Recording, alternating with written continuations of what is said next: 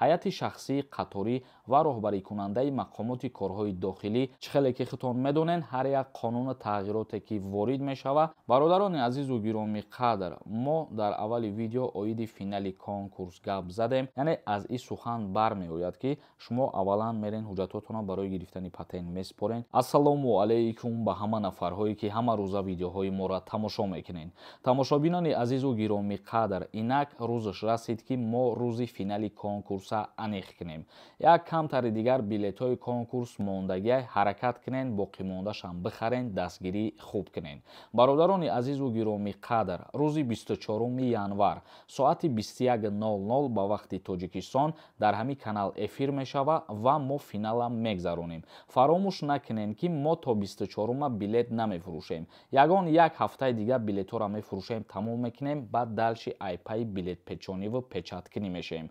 Марҳамат, видеои конкурса тамошо кунед, охири билетҳои ҳаракат кунед, бихарен. Имрӯз дар конкурсе ки каналда рафтесай аксия барои шумо ба 1000 рубл 10 дона билетон метиҳем. Дар конкурс шоҳҷоизаҳо Camry D, Camry C ва 199. Ин ҳамин номерое ки дар рӯи экран дидесен, дар ҳамин номер картаи Сбербанк ҳастай. Сбербанк ба номи Муҳаммаҷон мебирояд. Сумта мепартои ва дар ҳамин номер WhatsApp ҳастай. Бо дар WhatsAppаш чекта роӣ мекунӣ. Бидро ба аксия билет бихар ки пушаймон мешавӣ. خب тамошобинони азиз, акнун мегзарем ба қисми мавзӯи асосии имрӯза, як қарори нав дар ҷумҳурии Тоҷикистон ва баъдан саволҳои шуморо хонда ба саволотон ҷавоб мегардонем. аз қаторӣ то генерали артиш ва табибон маоши ки чанд сомонӣ зиёд карда мешавад.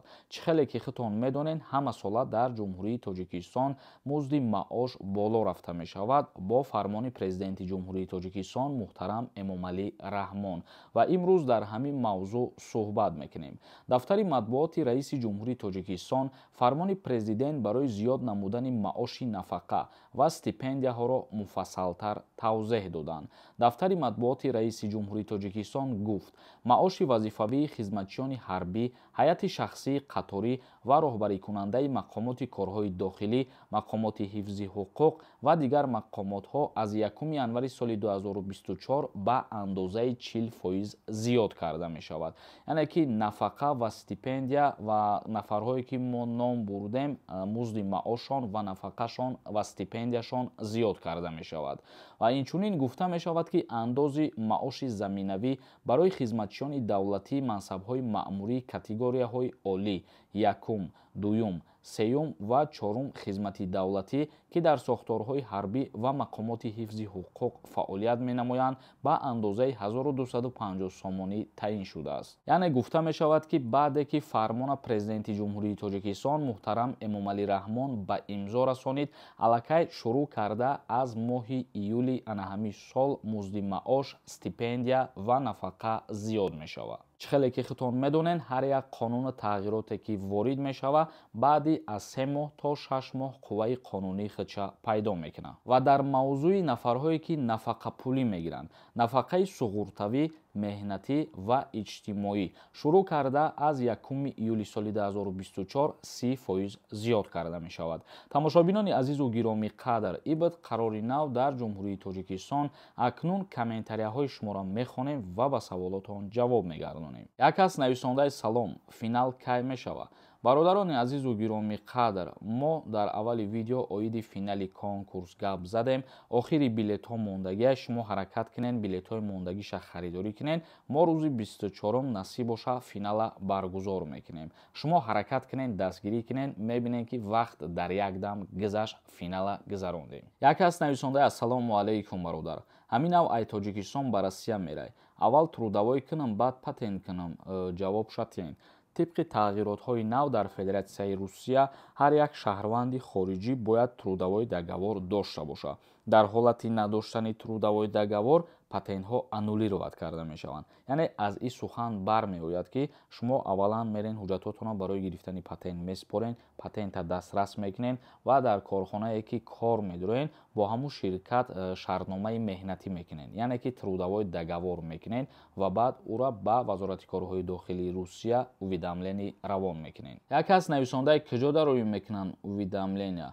ба вазорати корҳои дохилии Федератсияи Русия шаҳрвандони хориҷӣ бояд уведомление рӯӣ кунанд дар мавзӯи патент доштан ва трудовой договор доштан.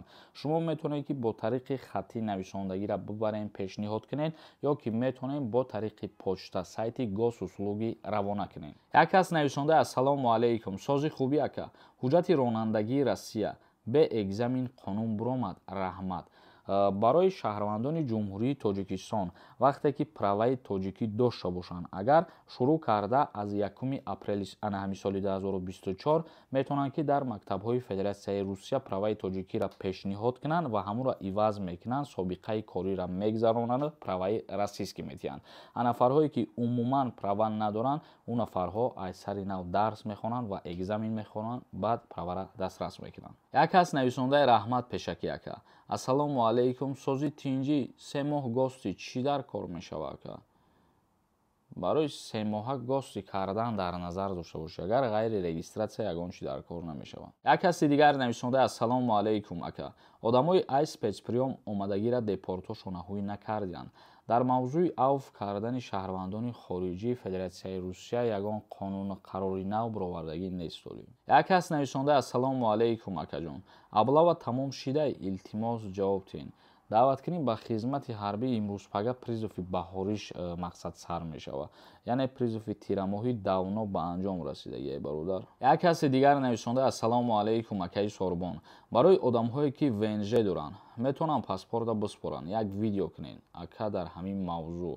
Дар ин мавзӯъ мо як ҳафта пеш видео карда будем ва гуфта мешавад ки виднажительствоҳоро ҳозир ба чӣ хотир аннулировать кардастанд, ба хотире ки вақте ки шумо виднажительство доред бояд ба монанди трудовой договор ҳамура уведомлит кунед, яъне ки ба анаму вазорати корҳои дохилии Русия пешниҳод кунед, уведомление рӯй кунед. Дар ҳолати рӯй накардан мегиранд, мақсад ана ҳамун виднажительствои шуморо аннулировать мекунанд. Ва шумо агар ҳамин чиза пешниҳод ки карда бошед, бале метавонед ки баъди ба итмом расидани муҳлаташ аллакай биспорем. баъд тамошобинони азизу гиромӣ, қадр то наворҳои дигар, худованд ҳамаи мо шуморо нигаҳбон бошад.